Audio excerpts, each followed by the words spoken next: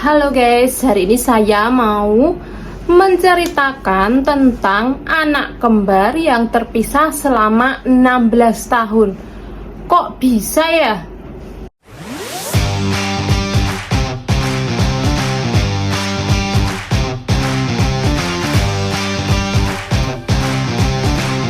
Cerita ini mengisahkan tentang anak bernama Zeva dan Faya. Pertemuan mereka pun dibilang sangat unik ya gengs, karena Zeva yang tinggal di luar negeri harus kembali ke Indonesia bersama kedua orang tuanya. Nah, di sana Zeva akan bersekolah di mana tempat Faya bersekolah.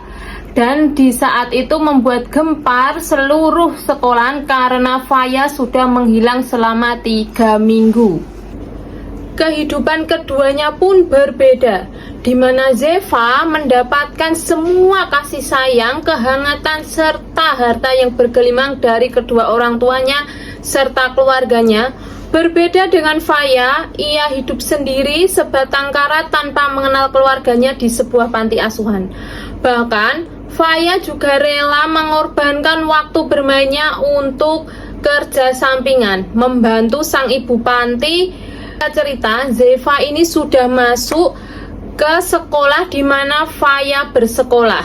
Hari pertama, Zeva mendapatkan tatapan tajam, tatapan sinis, tatapan bingung dari semua orang yang ada di sekolah. Tapi Zeva yang orangnya cuek, dingin, dan gak mau tahu terus berjalan menuju kelasnya yang sudah diberitahukan oleh kedua orang tuanya. Tapi sebelum Zeva sampai ke kelasnya, dari arah belakang Zeva mengalami perundungan, yaitu rambutnya ditarik karena dipikir dia adalah Faya. Tapi Zeva yang bisa bela diri pun mengalahkan beberapa orang itu. Dari situlah Zeva mulai penasaran siapa sosok Faya yang terus diucapkan oleh orang-orang di sana. Zeva yang penasaran pun melihat biodata tentang Faya dan dia terkejut karena fotonya sangat mirip dengannya.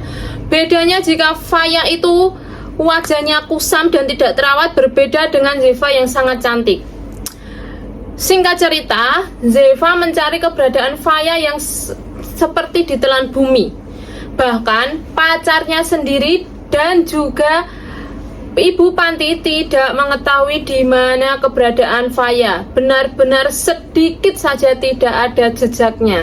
Akhirnya, beberapa waktu kemudian, Zeva yang sedang belanja di sebuah minimarket, ia ditabrak oleh seseorang wanita mengenakan hoodie.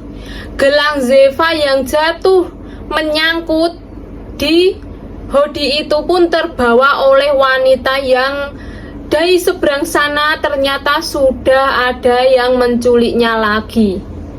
Ya, wanita menggunakan hoodie itu adalah Faya. Setelah ia disekap beberapa bulan lamanya di sebuah gudang kosong, ia diselamatkan oleh seseorang. Kini dirinya kembali lagi diculik, tapi kali ini di rumah besar mewah dan juga kamarnya sangat bersih terawat.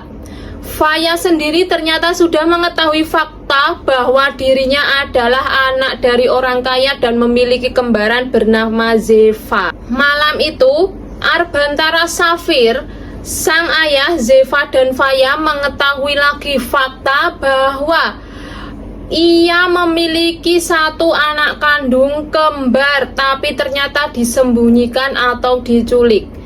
Meskipun dia belum tahu siapa dalangnya, tapi dia sudah tahu di mana keberadaan Faya itu, guys.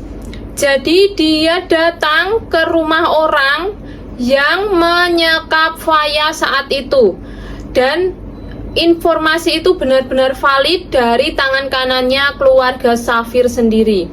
Jangan dilupakan sang kembaran Faya Zeva atau sang kakak. Dia sudah mencari, bahkan hilangnya Faya waktu itu ia pun melacaknya. Namun sayangnya si penyekap itu lebih pintar, hingga ada sedikit titik terang yang mengarah ke seseorang yang dekat dengan Faya, yaitu Naura.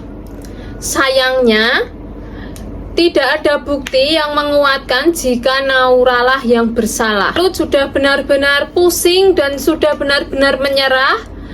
Akhirnya dia sendiri yang terkejut saat sang ayah Arbantara Safir membawa kembarannya atau adiknya datang ke apartemennya. Dan ia juga sangat bingung, shock saat tahu selama ini Faya berada di mansionnya sang kakek. Malam itu Zefa benar-benar no comment. Dia diam, dia cuman makan dan mengamati adiknya. Dia yang dulunya sangat ingin bertemu, kini dia sendiri merasa sedikit ada luka yang tidak bisa diungkapkan. Ia juga merasa malu, ia juga merasa kesal dan bersalah, guys. Berbeda dengan sang ibu yang saat itu langsung pingsan mengetahui fakta ini. Tapi apa kalian tahu siapa dalangnya? Ya, dalangnya adalah kedua orang tuanya ibunya yang membuang Faya di panti asuhan saat mereka berdua lahir. Dan juga ada sedikit campur tangan dari wanita yang sudah melahirkannya.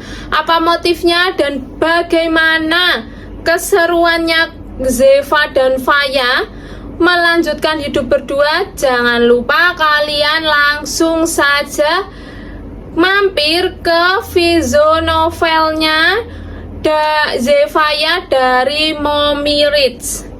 Terima kasih. Besok saya spill lagi cerita-cerita menarik lainnya. Sampai di sini dulu. Bye bye.